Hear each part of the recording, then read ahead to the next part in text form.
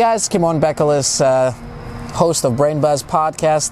I'm here today with one of my favorite people in medicine and overall, Dr. Jabbour. Thank you for being here. He joined us for our 6th annual Advances in Comprehensive Stroke Care Conference out here in Stonebridge Country Club in beautiful Long Island. So, Pascal, well, thank you for being here. Thank you for having me. All right. And for those of you who don't know Pascal, although he doesn't need a lot of introduction, he's a trailblazer in the field of neurointervention and wine. And that's an interesting parallel there. But he came today and talked to us about spinal fistulas. Very, very interesting topic for all of us that are very much into this field, but very rare disease.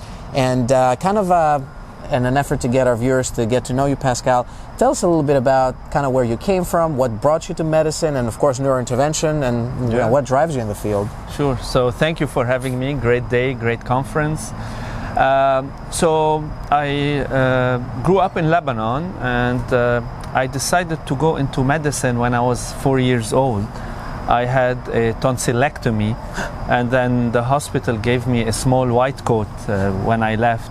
And this is when I started running around wearing the white coat saying I want to be a surgeon.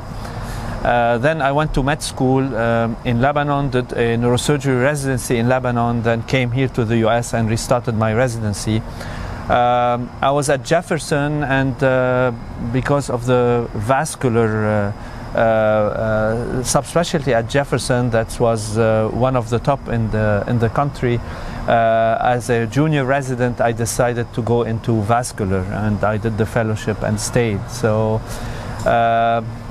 that's practically. Oh wow! And so now in neurointervention, you know, you've done it all, and you've broken barriers. You've seen the field from different eras evolve into what it is today. What has been the most exciting part for you? What drives you in neurointervention? What gets you up in the middle of the night, other than strokes? Yeah, that's strokes or my kids when they were little. Exactly. So, it's a constantly evolving field. Disruptive innovation in neuroendovascular, we see it every day. And this is really exciting. How many diseases that we weren't able to treat, now we are able to treat with the new technology. And how now we have more tools to treat the disease. So this is a constantly evolving field, and it's so excited to be in the field at that time right now, because it's witnessing a lot of expansion, a lot of new indications, and I think the future is bright. Yeah. And what does the future look like to you in terms of what are new procedures that we will be doing? How are we going to be changing neurointervention coming up? I mean, of course, we have some inklings with the new trials, but of course, you have a lot more insight than most of us. So I think the future of neuroendovascular, I think, is more indications, and I see it in 3 major fields. Intra-arterial therapies, I think this is a field that it's gonna grow a lot.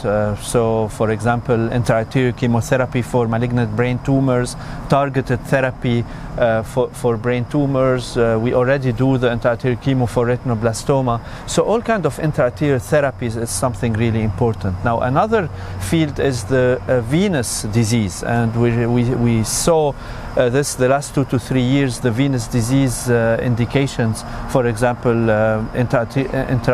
idiopathic intracranial hypertension, and all other venous procedures that we've been doing that we weren't doing 2 or 3 years ago.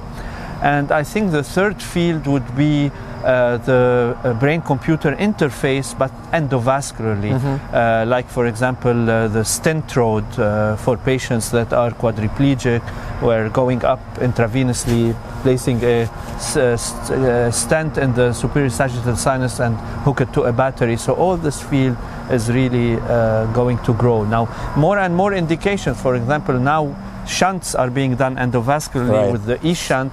So a lot of exciting stuff. Yeah, and I know you're a big educator. You've always been. You've trained fellows, medical student residents, everybody. And does that play an important part of your life? And how much excitement do you get out of training people and seeing them move on and start their own programs and do other work? They make me feel young. When I interact with young people, I feel I'm still young. So I love what I do. I think one of the reasons I'm in academia is this interaction with young, bright-minded people, residents, medical students, fellows, and you've been there. You know me. I like to interact with them, and really they teach me as much as I teach them. I mean, every single person that I trained taught me something also, so it's a great interaction. That's fantastic. So enough about work. Tell me what else you do in life. What do you enjoy doing when the angio suite is, the lights are off and you're home or traveling or whatever you're doing? So as you know, I enjoy traveling a lot. I enjoy spending time with my family, my dog, Kim.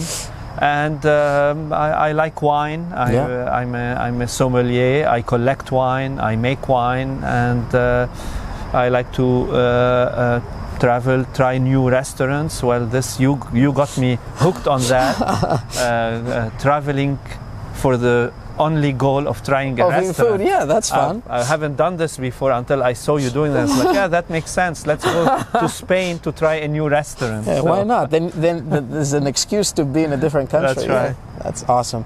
Well, thank you, Pascal, again for being here. I'm sure you're an inspiration to all these folks here, and we're looking forward to working with you all in all the years to come. Great pleasure. Thank you. Okay, Thank you, thanks. absolutely.